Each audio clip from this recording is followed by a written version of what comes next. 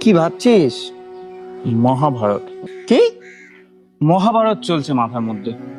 একটু সহজ ভাষায় বলবি?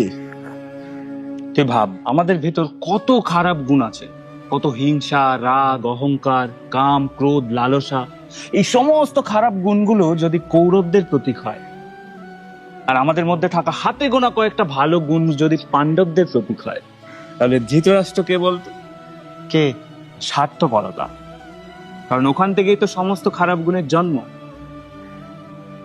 তাহলে গান্ধারী কিসের প্রতীক? তা গান্ধারীর চোখ ছিল, তাও পট্টি বেঁধে রাখ। চোখের সামনে থাকা সত্যিটাকেও দেখতে পেত না। অন্ধবিশ্বাস। কারেক্ট।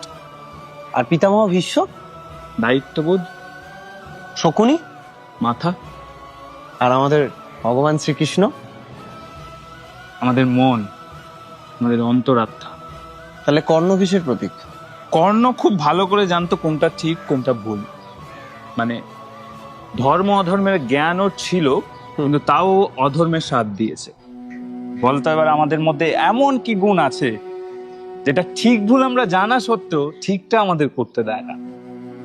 ইগো। ইয়েস। তাহলে দ্রৌপদী কিসের প্রতীক? কুরুক্ষেত্রের যুদ্ধ কেন হয়েছিল বলতো? সিংহাসনের জন্য। ভুল।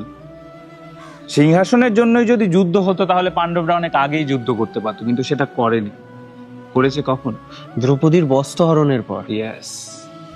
তাই দ্রৌপদী এখানে আমাদের আত্মসম্মানের প্রতীক। আর আমাদের আত্মসম্মানে যখন আঘাত লাগে, তখন আমাদের হাতে গোনা যে ভালো কয়েকটা গুণ আছে, তারা আমাদের ভেতর ভেতর হাজারটা তামসিক গুণ, মানে খারাপ গুণগুলোর সাথে যে ক্রমাগত যুদ্ধ চালিয়ে যায়, সেটাই কি আসল কুরুক্ষেত্র নয়? কারেক্ট।